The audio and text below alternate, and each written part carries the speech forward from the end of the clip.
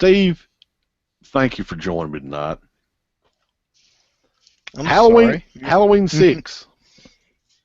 Mm-hmm. The Curse of Michael Myers. And I have two different versions here. I know. The producer's cut, which Right. if anybody's interested in a copy, just contact me. I can hook you up.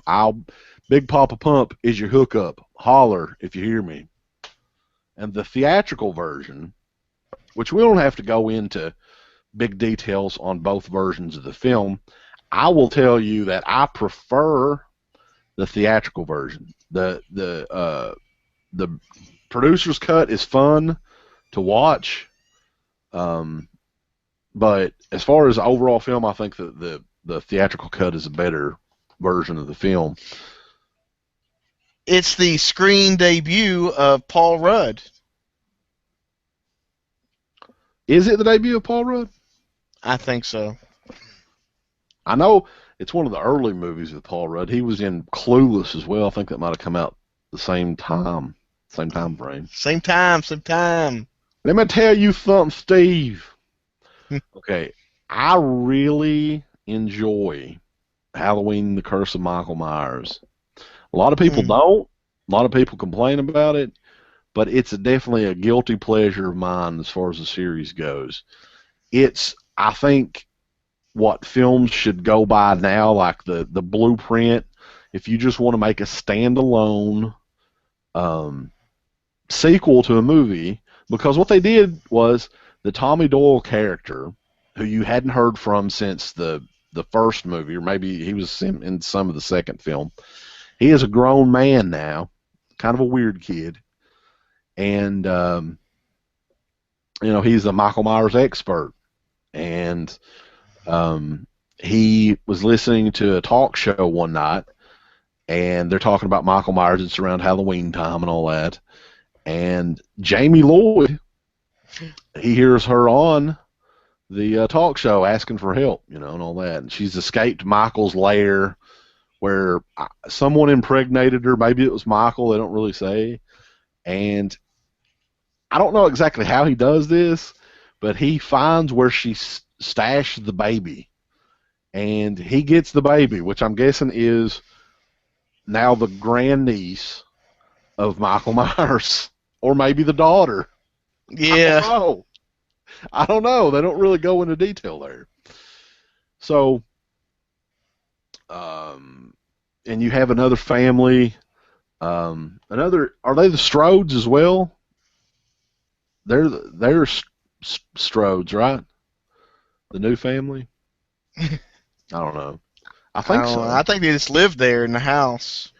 But anyway, they introduce a whole new family, and you have part of the old story with the Tommy Doyle character and a new group of people to murder.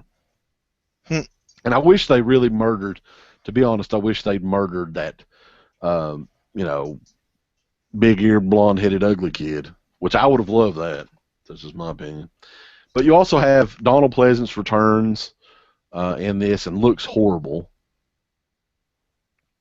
And he dies, I think, soon after he gets... I don't even know if they were done with the film, but he died shortly before the film came out.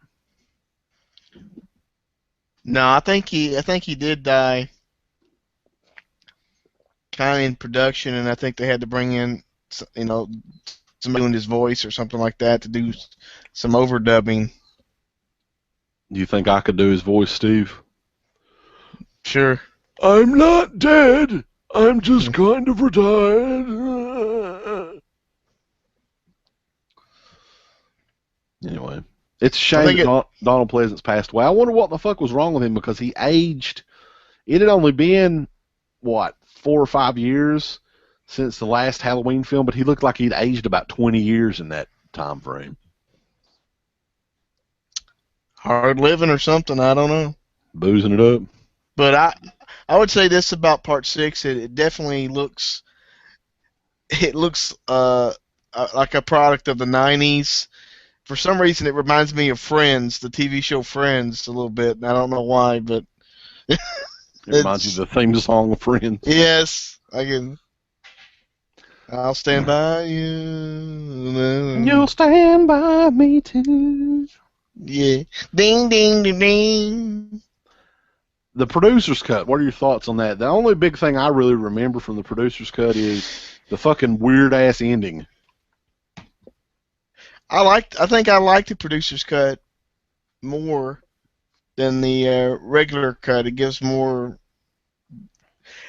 more of a well-rounded idea of what they were trying to do. Whether or not that was good or bad, at least it gives you the full story. That's true.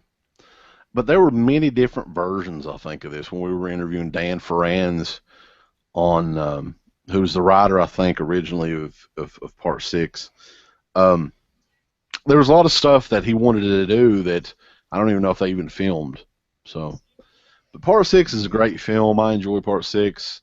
Again, if you're interested in this copy, just let me know. I'll hook you up, boss.